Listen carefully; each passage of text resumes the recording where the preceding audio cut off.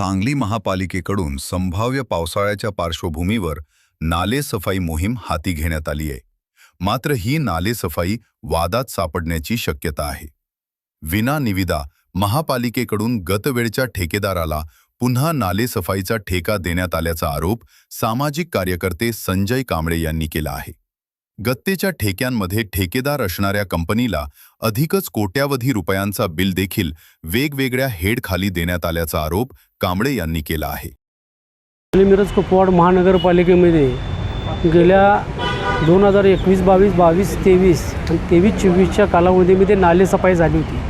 त्या नालेसफाईमध्ये मोठ्या प्रमाणात भ्रष्टाचार झालेला आहे. ज्या हेडमधून नालेसफाईचं काम झालं त्या हेडमधून बिलं न काढता इतर हेडमधून ती बिलं काढून मोठ्या प्रमाणात भ्रष्टाचार केलेला आहे. सांगली महापालिका क्षेत्रामधील या नालेसफाईच्या भ्रष्टाचारामध्ये अनेक अधिकारी सामील आहे. जवळजवळ मी या प्रकरणात माननीय आयुक्त साहेब यांच्याकडे तक्रार केली होती. त्या तक्रारीच्या अनुषंगाने आयुक्तांनी माननीय अडसूळ साहेब अतिरिक्त आयुक्त यांच्याकडे सुनावणी लावली. त्या सुनावणीच्या दरम्यान त्यात अडसूळ माननीय अतिरिक्त आयुक्त यांनी त्या अहवालात दिला होता. त्या अहवालात सरळ त्यांनी सांगितले की या प्रकरणामध्ये ज्या गोष्टी सह्या ज्या अधिकाऱ्यांनी केलेल्या आहेत ते सगळी दोषी आहेत. तदनंतर या प्रशासनानं त्या अहवाल आयुक्ताकडे पाठवला.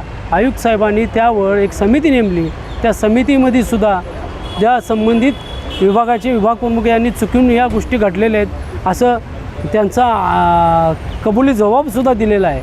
अशा अनेक प्रकारच्या गोष्टी या नालेसफाईत झालेल्या आहेत आणि मोठ्या प्रमाणात भ्रष्टाचार झालेला आहे. गुंठेवारी निधीमधून जवळजवळ 2,06,00,000 रुपयाची बिलं या हेडमधून काढली गेलेली आहेत. गुंठेवारी अधिनियमामध्ये गुंठेवारीचे पैसे हे गुंठेवारीमध्येच खर्च करावं असे राज्यपालांचा कायदा झालेला आहे. त्या कायद्याला डावलून ह्या हेडमधून जवळजवळ 2,06,00,000 रुपयाची बिलं काढली गेली. तसेच जो मूळ हेड आहे त्या मूळ हेडमधून सुद्धा बिलं काढली गेली. तसेच महाराष्ट्र प्रदूषण नियामक मंडळ यातून जवळजवळ 60-70 लाख रुपयाची बिलं काढली. अशा अनेक हेडमधून ही बिलं काढली गेलेली आहेत. याची सखोल चौकशी करण्यासाठी मी आयुक्तांना भेटून निवेदन देणार आहे आणि काही येणाऱ्या कालावधीमध्ये न्यायालयात ह्या विषयात दाद मागणार आहे. आत्तासुद्धा नालेसफाई काम चालू झालेलं आहे. टेंडर पुन्हा देण्यात आलेलं आहे. काय आत्तासुद्धा प्रशासनानं मागील एवढी मोठी नालेसफाईत भ्रष्टाचार झाला असताना त्या मागील ठेकेदाराकडूनच काम करून घ्यावं असे महापालिकेच्या संबंधित अधिकारी आरोग्य अधिकारी यांनी सांगितलेलं आहे. हे चुकीचं आहे. ज्या लोकांनी भ्रष्टाचार एवढा मोठा केला आहे परत त्याच नालेसफाई त्या अधिकाऱ्यांनी या पद्धतीने काम चालू आहे. टेंडर काढलं आहे का? टेंडर काढलेलं नाही. महापालिकेला एवढं मला काही कळत नाही. महापालिकेला प्रत्येक वर्षी महापालिकेला नालेसफाई करावं लागते पण नालेसफाईचं टेंडर मुद्दामून काढलं जात नाही. अधिकारीसुद्धा या गोष्टीत सामील आहेत.